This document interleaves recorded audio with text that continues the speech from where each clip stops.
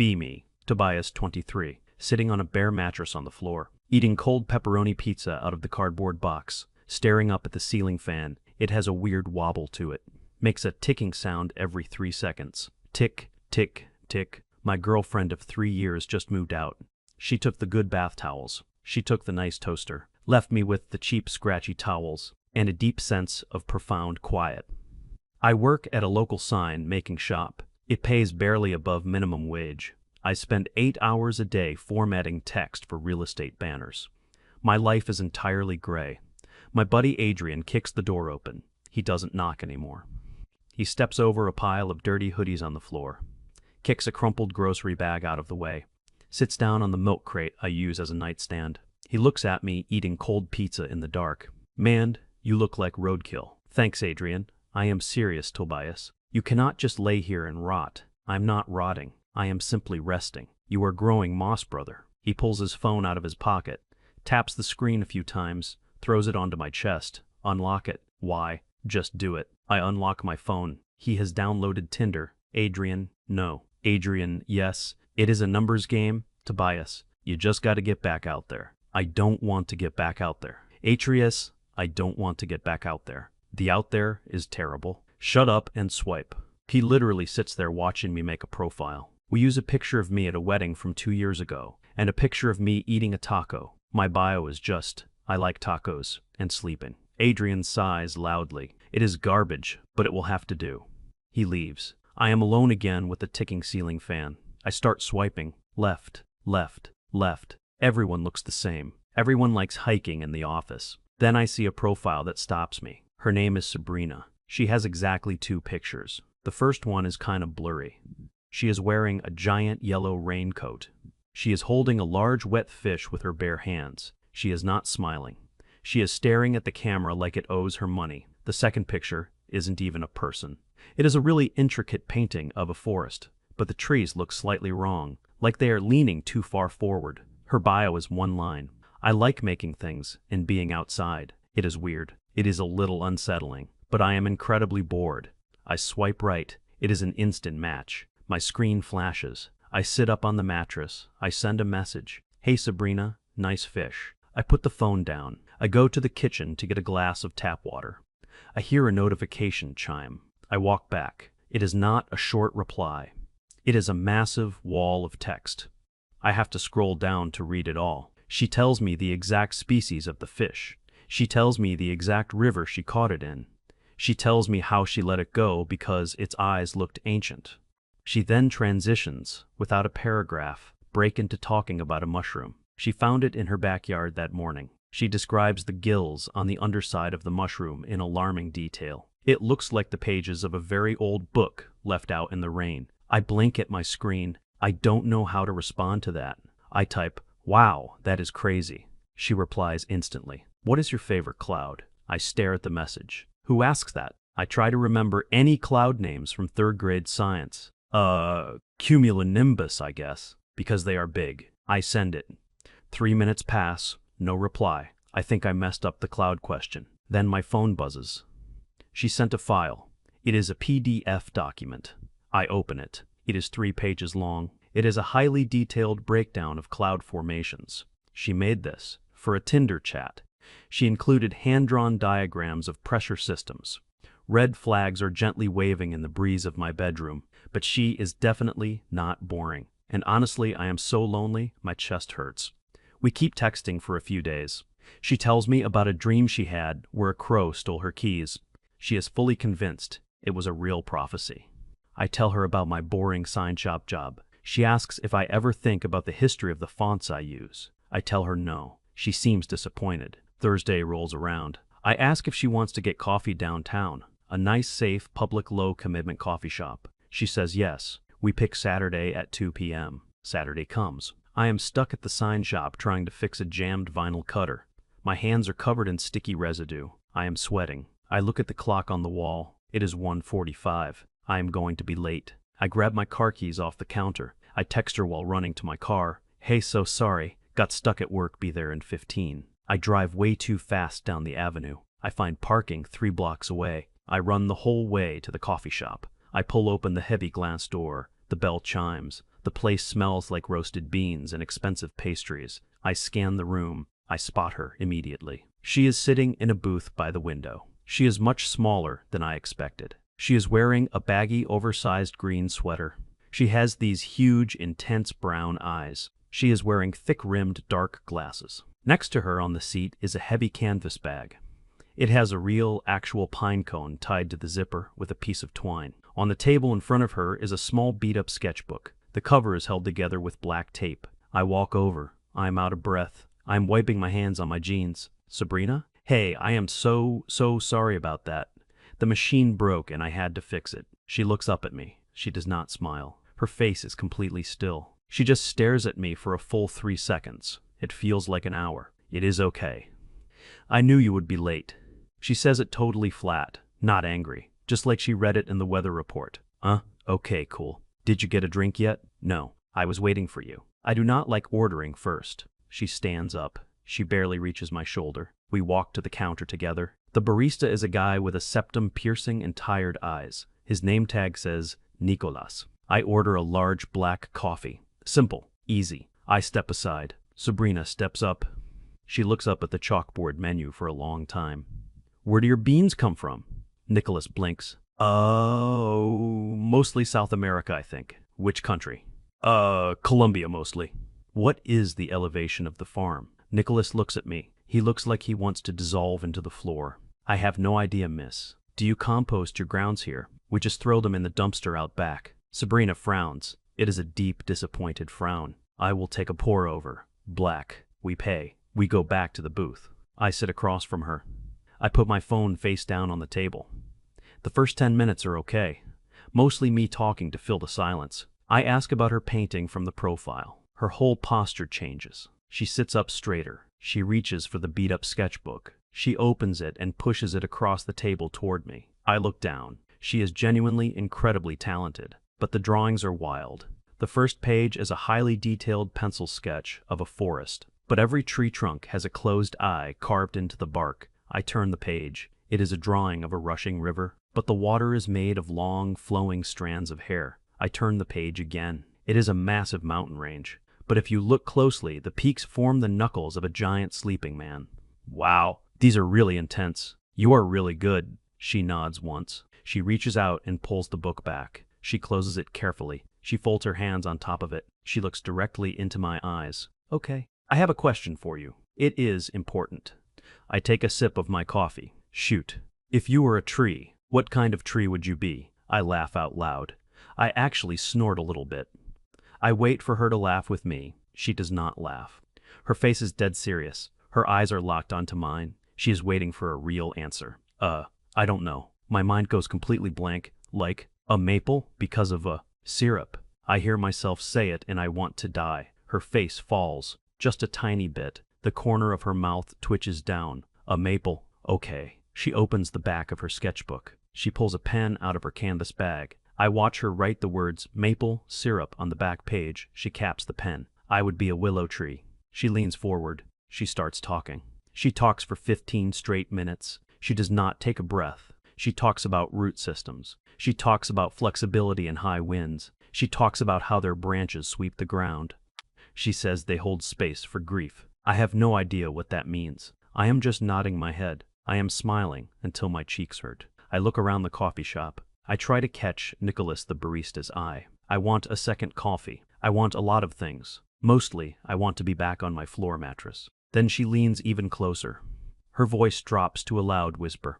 Do you ever feel like you are living the wrong life? Like you were supposed to be born in a different century? I blink. Not really. No. I should have been a woodsman's wife in the 1700s. She stares past me out the window. I would have been so good at churning butter and making candles out of animal fat. I think about it all the time. I am sweating again. I am so profoundly uncomfortable. I don't know how to talk to this person. She is existing on a completely different frequency. I am desperately looking for a way out. I am praying for a fire alarm.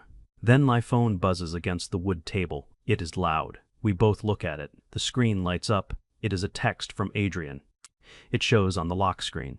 How's the Mushroom Queen? My heart stops. I look at the screen.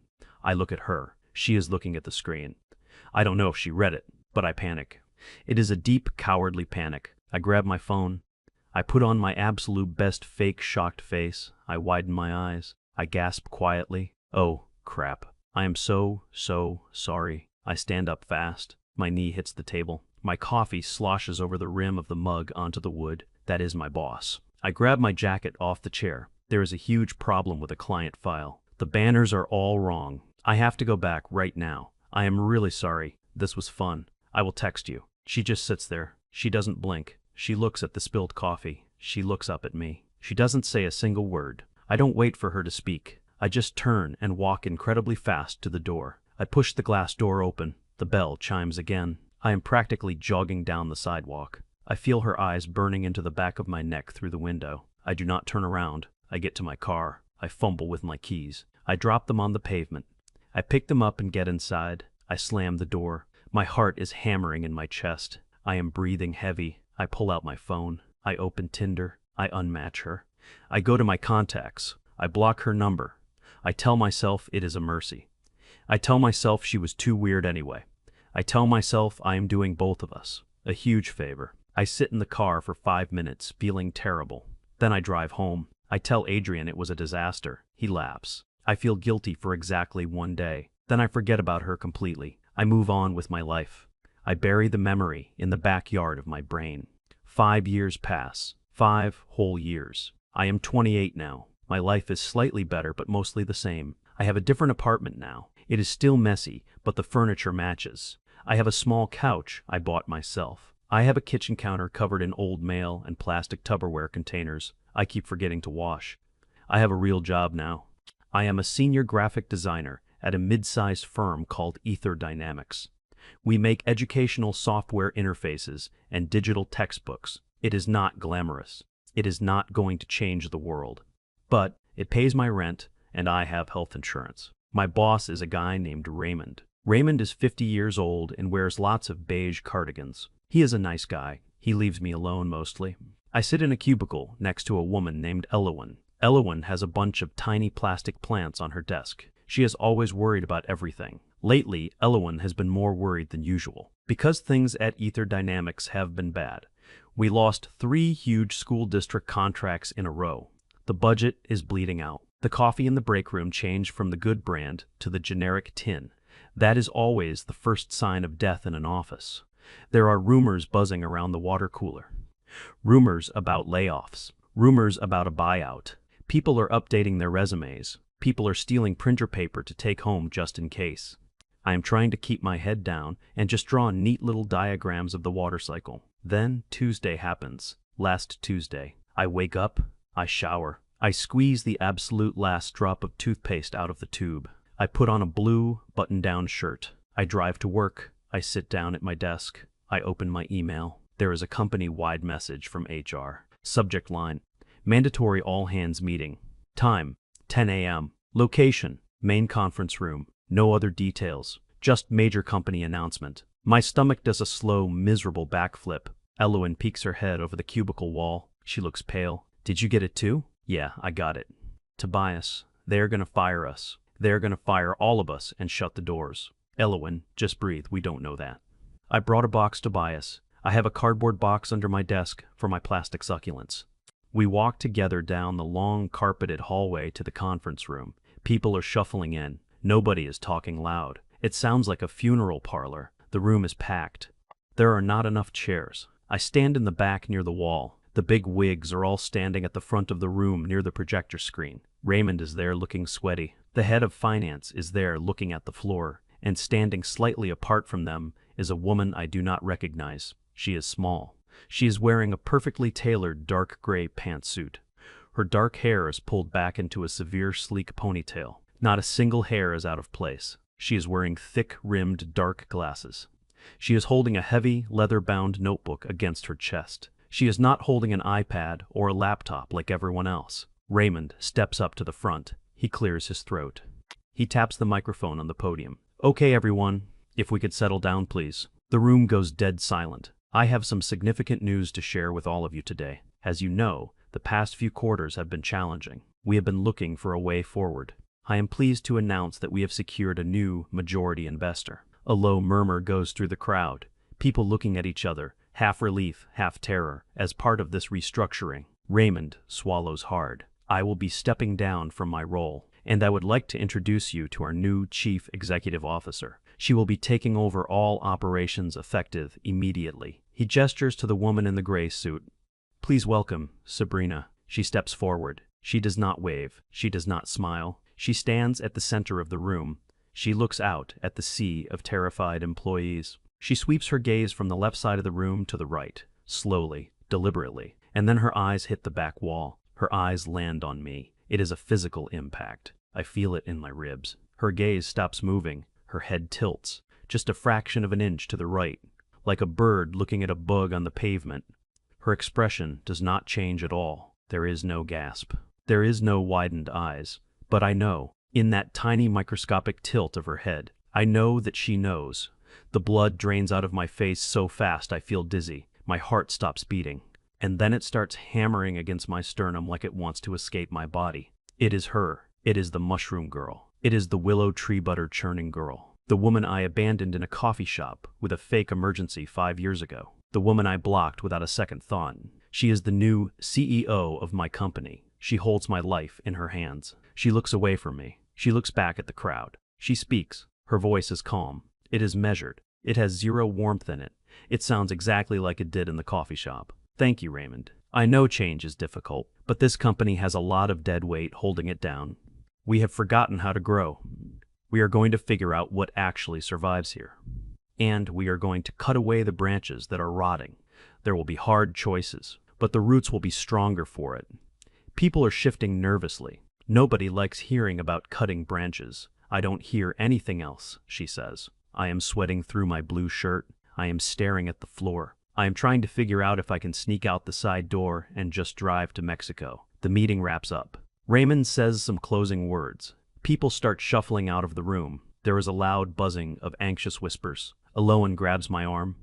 Did you hear her? Cutting branches, Tobias. I am a branch. I am definitely a rotting branch. Eloan, I have to go. I pull my arm away. I try to melt into the crowd. I hunch my shoulders. I am trying to be as small as physically possible. I am 3 feet from the double doors. I can see the hallway. I can see freedom. Tobias. It is Raymond's voice. It booms over the crowd. I freeze. I close my eyes for a second. I slowly turn around. Raymond is standing near the front. Sabrina is standing right next to him. Raymond is waving me over. He has a strained, tight smile on his face. I have no choice. I walk back against the flow of the crowd. My legs feel like they are filled with wet sand. I walk up to them. Tobias, come here for a second. I want you to meet our new CEO. Sabrina, this is Tobias. He is one of our senior designers. He does really great work for us. I force my mouth into a smile. It feels like a grimace. Hi, nice to meet you. I do not reach my hand out. She looks at me. She looks at my shoes. She looks at my shirt. She looks at my face. A slow, deliberate, terrifying assessment. She is shorter than me, but right now she feels like she is 10 feet tall and made of stone. Tobias. She says my name slowly, like she is testing the flavor of it. Tobias. Graphic design. Right. A tiny, almost invisible smile touches the very corner of her left lip. It is the scariest thing I have ever witnessed. She does not blink. Raymond, she says without looking away from me. Could you excuse us for a moment? I would like a quick word with Tobias. One-on-one. Raymond blinks. He looks at me. He looks at her. He has a look of mild pity on his face. Oh, sure, of course. I will just be in my office clearing out my desk. Raymond walks away. The last of the employees filter out of the room.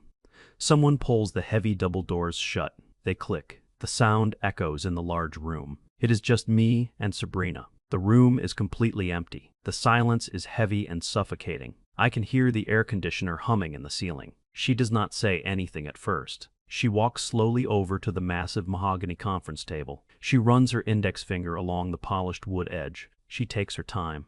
She stops about 10 feet away from me. She turns to face me. You know. Her voice is soft, conversational.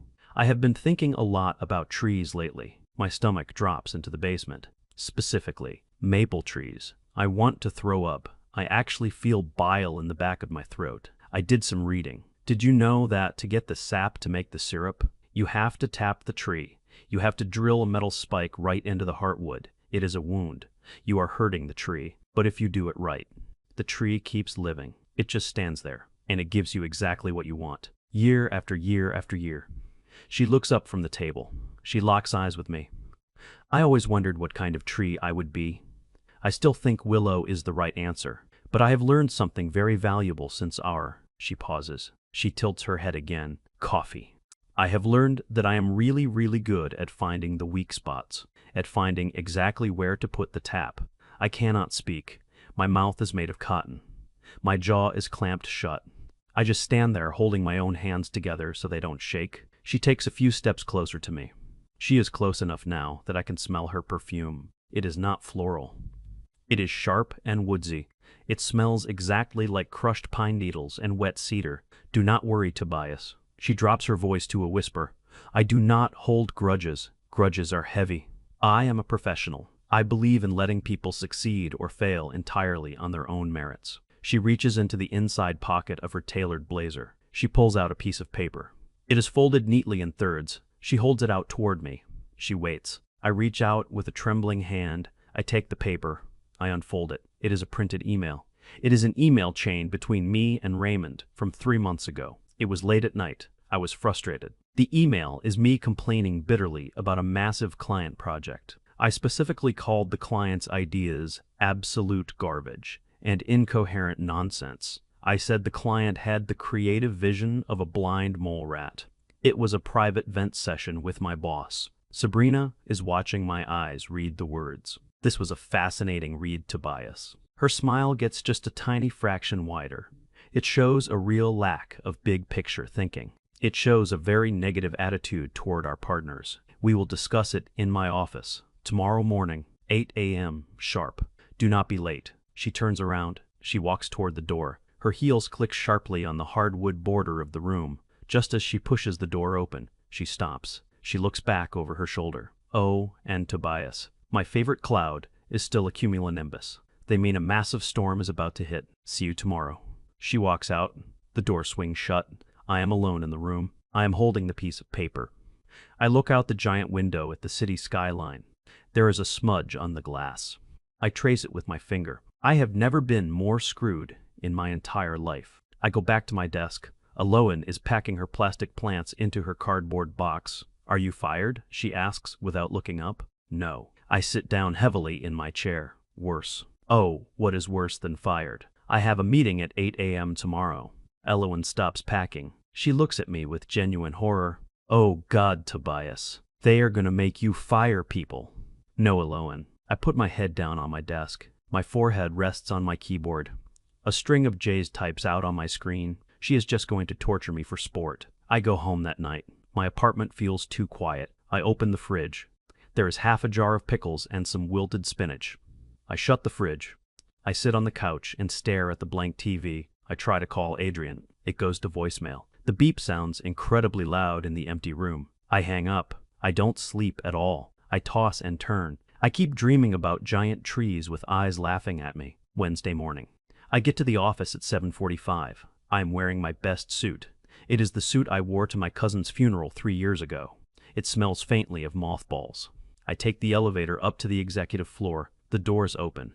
It is quiet up here. The carpet is thicker. I walk to the corner office. The door is wide open. Sabrina is sitting behind a massive glass desk. She is wearing a dark green blouse today. She is typing on her laptop. She doesn't look up. Sit. She says it without stopping her typing. I walk in. I sit in the low leather chair across from her. It is designed to make you feel small. My knees are higher than my waist. She finishes typing. She closes the laptop. She folds her hands on the glass. Tobias. Hi, Sabrina. I wince. I mean, Mrs. S. Sabrina is fine. We are old friends after all. Her voice is perfectly flat. So, I read your file. I looked at your design portfolio. You draw very nice water cycles. Thank you. But we are bleeding money, Tobias. We need everyone to step out of their comfort zones. We need cross-departmental support. And since you seem to have so much free time to write long creative emails insulting our clients, I have a special project for you. She slides a thick manila folder across the glass desk. It stops right at the edge. I take it. I open it. It is a floor plan of the building. The basement level is circled in red marker. What is this? That is the physical archive room. She leans back in her chair. For the last 12 years, this company has kept hard copies of every single contract, every vendor agreement, every creative brief. They are in boxes. Hundreds of boxes. They are not sorted. They are not cataloged. It is a fire hazard and a disgrace. I stare at the floor plan. You want me to design a new filing layout? No, Tobias. She leans forward again. I want you to go down there and physically sort them. By year, by client, and by alphabetical order. I blink. I look at her. Sabrina, I am a senior graphic designer. I design the user interfaces. My team needs me. Your team is fine. Elowen can handle the water cycles for a few weeks. This is your new priority. Consider it a test of your commitment to the new direction of this company. I want to argue. I want to yell. I want to quit right then and there. But I have $0 in savings. My rent is due in 6 days, and the job market is terrible. I swallow my pride. It tastes like pennies. Okay, I will do it. She smiles. It is not a nice smile. Great. You will need special basement access clearance. Go see Martha at the front desk. She has the forms. Do not come back up here until the first 100 boxes are sorted. I stand up. I walk out of the office. I feel like I have a bowling ball in my stomach. I go down to the lobby. Martha is the office manager. She is 60 years old and hates everyone who breathes air. She is eating a plain bagel. She glares at me as I walk up. Hi, Martha. Sabrina said, I need basement access forms. Martha stops chewing. She looks at me like I just asked to borrow her car. Basement access requires a background check update. It is company policy for sensitive document storage. She opens a drawer. She pulls out a stack of paper that is at least an inch thick. She slams it on the counter. Fill these out. I need a copy of your current driver's license, front and back. I reach into my back pocket. I pull out my wallet. I pull out my license. I look at it. My heart drops again. It expired 3 days ago. I had entirely forgotten. Martha, my license is expired. She stares at me. Then, I cannot process the form. No background check. No basement access. She takes a slow bite of her bagel. Next, there is nobody behind me. Martha, please. This is Sabrina will actually murder me. Take it up with the DMV, Tobias. I walk away from the desk. I go back to my cubicle. I grab my keys. I tell Elowen I have to go to the DMV. She looks at me with pity. Godspeed, Tobias. I drive to the DMV. It is Wednesday morning. It is packed. The line goes out the door. I stand in the sun for 40 minutes just to get inside. I get a little paper ticket, number 412. The red digital sign on the wall says, serving number 84. I sit down in a hard plastic chair. The guy next to me is eating sunflower seeds and spitting the shells into a cup. I pull out my phone. I text my sister Yolanda. I am living in a nightmare. She replies a minute later. What did you do now? I type out the whole story. The Tinder date, the coffee, the fake emergency, the 5 years, the new CEO, the basement project. I send it. My phone rings instantly. Yolanda is laughing so hard she is wheezing. Shut up, Yoli, I whisper into the phone. I am at the DMV trying to get my license renewed so I can go sort boxes in a dusty basement. Tobias, this is the funniest thing that has ever happened to anyone. She gasps for air. You deserve this. You deserve every single second of this. You cannot just fake an emergency and run out on a girl. She was talking about churning butter, Yoli. She was out of her mind. Well now, she is your boss. So who is the crazy one now? Are you coming to Mom's for dinner on Sunday? I don't know if I will survive until Sunday. Mom is making her baked ziti. You better be there. She hangs up on me. I sit at the DMV for 4 hours. I pay $80. I get a temporary paper license. I drive back to work. I hand the paper to Martha. She looks at it. She sighs heavily. She takes it. It will take 24 hours to clear. Go home. I go back to my desk to grab my bag. There is a yellow sticky note on my keyboard. It is written in very neat black ink. Falling behind already? S. I crumple the note. I throw it in the trash. I go home. I sleep for 9 hours out of pure exhaustion. Thursday morning. The background check clears. My keycard beeps green at the basement stairwell. I push the heavy metal door open. The smell hits me instantly. It smells like old paper and damp concrete. I walk down the concrete stairs. I turn on the overhead lights. They flicker and hum loudly. The room is massive. And she was right. There are boxes everywhere, stacks of them reaching the ceiling. Some of them have collapsed. Papers are spilling out onto the floor. It is a graveyard of corporate bureaucracy. I take my suit jacket off. I roll up my sleeves. I grab the first box. I open it. It is full of receipts from 2014. Lunch receipts, taxi receipts, hotel receipts. The ink is faded on half of them. I sit down on the cold floor. I start making piles. For the next week, this is my life. I do not see sunlight. I come in at 8. I go down the stairs. I sort paper until noon. I eat a sandwich at my desk in the dark. I sort paper until 6. My hands are covered in paper cuts. My cuticles are bleeding. My fingernails are permanently gray from dust. I have found dead spiders. I have found a dried-up mouse skeleton. I have found a terrifying amount of invoices for printer toner. It is Tuesday afternoon, day 6 of the basement exile. I am sitting cross-legged on the floor. I am surrounded by 8 different stacks of paper. The heavy metal door at the top of the stairs creaks open. I freeze. I hear slow, deliberate footsteps coming down the stairs. Click, click, click. It is Sabrina. She is wearing a navy blue skirt suit today. She stops at the bottom of the stairs. She looks around the room. She looks at me sitting in the dirt. I look up at her. I have a smudge of dust across my forehead. I am holding a faded invoice from a catering company. Making progress? Her voice echoes in the big room. Yes. My voice cracks. I clear my throat. I have sorted the years 2012 through 2015. They are alphabetized by vendor. She walks closer. She is holding a white ceramic mug. Steam is rising from it. She stops right at the edge of my paper piles. She looks down. Good. She takes a sip from her mug. Do you know why I put you down here, Tobias? Because you hate me? Because I ran out on you? She shakes her head slowly. No, that would be petty. I told you I do not hold grudges. I put you down here because you lack grounding. I stare at her. Grounding? Yes. You spend all day upstairs drawing digital pictures that disappear when the screen turns off. You complain about clients because you do not understand the foundation of the work. She gestures with her mug to the room. This is the dirt, Tobias. These are the roots. Every single piece of paper in this room is a promise somebody made, a contract signed, money exchanged. It is real. You need to understand the dirt before you can complain about the leaves. I am too tired to argue with her weird tree metaphors. Okay, Sabrina, I understand the dirt. Can I come back upstairs now? She looks at me for a long time. The humming overhead lights buzz loudly. Not yet. She turns around. She walks back to the stairs. Keep digging. She walks up the stairs. The door shuts. I am alone again. I look at the invoice in my hand. I want to scream. Sunday rolls around. I drive to my mom's house in the suburbs. I pull into the driveway. My sister Yolanda's car is already there. I walk in the front door. The house smells like garlic and baked cheese. I walk into the kitchen. My mom, Cora, is at the stove stirring a pot of sauce. She is wearing an apron over a floral blouse. Yolanda is sitting at the kitchen island drinking a glass of wine. She grins when she sees me. Well, if it isn't the mole man. Shut up, Yoli. I kiss my mom on the cheek. Hi, Mom. Hi, sweetie. She looks at my hands. Tobias, what happened to your fingers? They are covered in little cuts.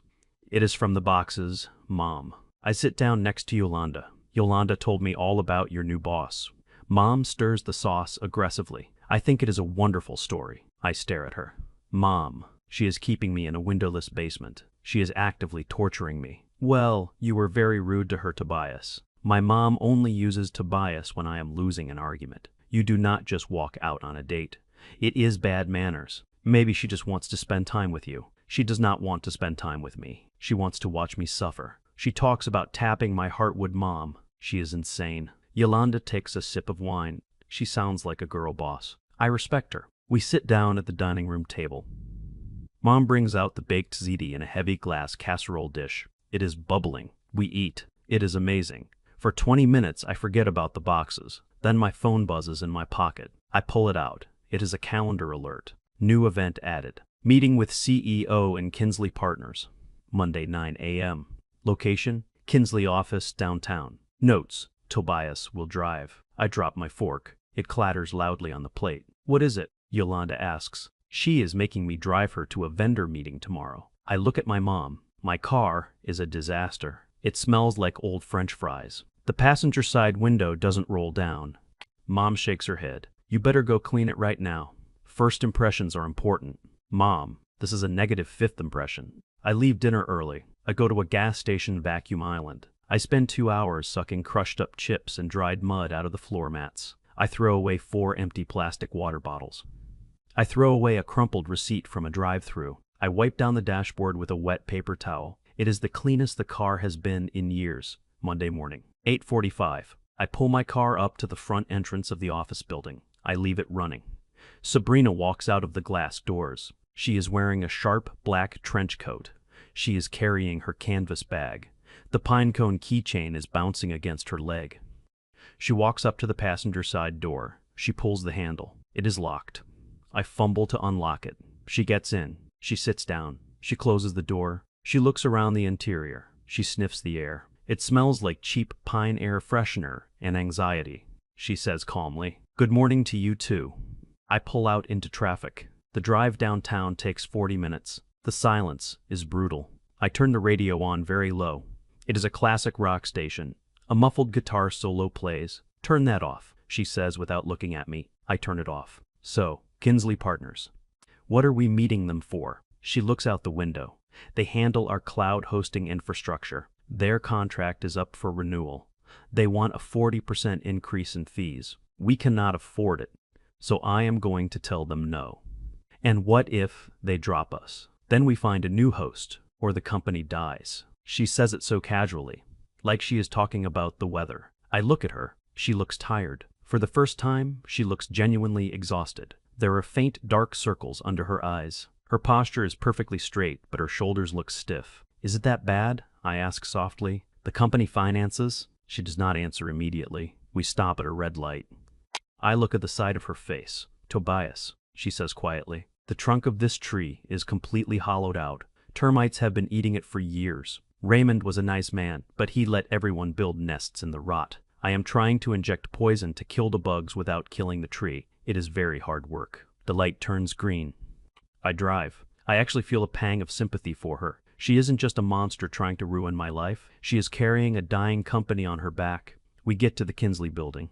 We go up to their boardroom. It is all glass and steel. 4 guys in expensive suits are sitting at the table. They look like sharks. Sabrina sits down at the head of the table. I sit next to her. I have my notebook open. I don't even know why I am here. She just wanted me to suffer, I guess. The lead guy starts talking. He shows a bunch of graphs. He talks about rising server costs. He talks about inflation. He gives the 40% increase pitch. He smiles, a greasy smile. Sabrina listens patiently. She does not interrupt. She takes out her notebook, the leather-bound one. She opens it. She clicks her pen. "Gentlemen," she says softly, "you are asking for more water from a well that is dry." The lead guy frowns. "Miss R, we understand your position, but our costs are fixed. We cannot go lower." Sabrina looks at her notes. "In 2014, you signed a service-level agreement with Ether Dynamics. Clause section 4 paragraph B. My ears perk up. 2014. I was looking at those boxes. It states that any catastrophic hardware failure resulting in more than 12 hours of downtime results in a permanent fee lock for the duration of the subsequent contract cycle." The guys in suits look at each other. The greasy smile drops. "We had a massive outage in 2015. 14 hours of downtime. Our previous management never triggered the clause. I am triggering it now. You will not raise our rates 40%. You will lower them back to the 2014 baseline. Or I will take you to court for breach of contract and demand retroactive compensation for overpayment for the last 6 years." The room is dead silent. The sharks look like they just got punched in the gills. The lead guy clears his throat. "We will have to check our records." "Do that." Sabrina stands up. "Tobias and I have to go. We have a lot of branches to trim today." She walks out. I scramble to grab my notebook and follow her. We get in the elevator. The doors close. She lets out a long, slow breath. Her shoulders drop an inch. I look at her. "How did you find that clause?" I ask. She looks at me. "I didn't. You did." I blink. "What?" "Last night. I went down to the basement after you left. I looked through the piles you sorted. The 2015 stack. You had separated the Kinsley invoices and attached the corresponding service logs. I read them. You saved us $30,000 a month, Tobias." I am stunned. I literally cannot speak. I spent hours cursing those boxes, cursing her, and it actually mattered. We walk to my car, we get in, I start the engine. "I am hungry," she says. "There is a diner down the street." I pull out into traffic. We go to the diner. It is a cheap, greasy spoon place. We sit in a red vinyl booth. The waitress gives us laminated menus. Sabrina orders a grilled cheese and a black coffee. I order a burger. We sit in silence for a few minutes. It is not a terrifying silence anymore. It is just awkward. She takes a sip of her coffee. They do not compost their grounds here either, she says quietly. I let out a short laugh. I can't help it. She looks at me. The tiny smile touches the corner of her mouth again, but this time it reaches her eyes. I was so mad at you, she says suddenly. She looks down at the table. She traces the edge of her placemat with her finger. 5 years ago, I was so mad. I swallow hard. I know. I was an absolute coward, Sabrina. I panicked. You were talking about churning butter and I broke. I am really sorry. She nods slowly. I know I am intense, Tobias. My brain works differently. I get stuck on things. I see patterns in the bark and I forget to look at the street signs. But I liked you. You were the first person who let me talk about the willows without looking at your watch. Until you got that text. I wince. You saw the text? I saw it. The Mushroom Queen. She looks up at me. Her brown eyes are soft. It hurt. So when I saw you in that meeting, I wanted to drill a hole right into your heartwood. The waitress brings our food. A plate drops loudly onto the table. We wait for her to leave. I pick up a French fry. Are you going to fire me? I ask. She picks up her grilled cheese. No, you found the Kinsley logs. You have proved you can survive the dirt. I am moving you out of the basement. I need a new project manager. Someone to keep track of the vendors. Someone who knows where all the buried bodies are. It pays 20% more. I stare at her. You are promoting me? I am giving you more responsibility. It is going to be terrible. You are going to work very long hours. She takes a bite of her sandwich. Okay, I say. Okay, I will do it. We finish eating. I pay the bill. We drive back to the office. The next 3 months are a blur of exhaustion. She wasn't lying. The work is incredibly hard. We are constantly fighting fires. I am managing contracts. I am negotiating with vendors. I am drinking awful generic break room coffee. Aloan gives me one of her plastic succulents to keep on my new desk. I put it next to my monitor. It is a Tuesday night. It is 8:30 p.m. The office is completely empty. The overhead lights are on motion sensors, and most of the floor is dark. Only my desk lamp and the light coming from Sabrina's open office door are on. I am finishing a massive spreadsheet for the new budget projection. My eyes burn. I stretch my arms over my head. I hear footsteps on the carpet. Sabrina walks out of her office. She is holding 2 white boxes of Chinese takeout. She walks over to my desk. She sets one box down next to my keyboard. She pulls up Eloan's empty chair. She sits down. She opens her box. It is lo mein. She hands me a pair of wooden chopsticks. I open my box. It is General Tse's So's chicken. We eat in silence for a minute. The only sound is the hum of the computers. The projections look better, she says between bites. We might actually survive the winter, I reply. We patched the holes in the trunk, I reply. She smiles. A real, genuine smile. You learned fast, Tobias. She points her chopstick at my plastic plant. That is a fake plant. I know. It has no roots. I know, Sabrina. I am going to bring you a real one tomorrow. A spider plant. They are very resilient. They thrive in neglect. I laugh quietly. Thanks. We finish our food. She takes the empty boxes. She walks them to the trash can. She grabs her canvas coat from her office. She walks back to my desk. She stands there for a second. Go home, Tobias. The spreadsheet will be there tomorrow. Yeah, I'm leaving now. I save the file. I shut down my computer. The screen goes black. We walk to the elevator together. We ride down in silence. We walk out into the cool night air. The streetlights are buzzing. Her car is parked next to mine in the empty lot. She stops at her door. She looks at me over the roof of her car. See you tomorrow, Tobias. See you, Sabrina. She gets in. She starts the engine. She pulls out of the lot. I watch her taillights disappear down the street. I get into my beat-up car. It still smells faintly of pine needles. I turn the key. The engine rumbles to life. I drive home. I walk into my apartment. It is quiet. I throw my keys on the kitchen counter. They clatter against the plastic Tupperware. I take my jacket off. I look at the cheap, scratchy towels hanging in the bathroom. I think about the basement. I think about the coffee shop. I think about the giant sleeping mountain in her sketchbook. I turn the kitchen light off. Yeah, that tracks.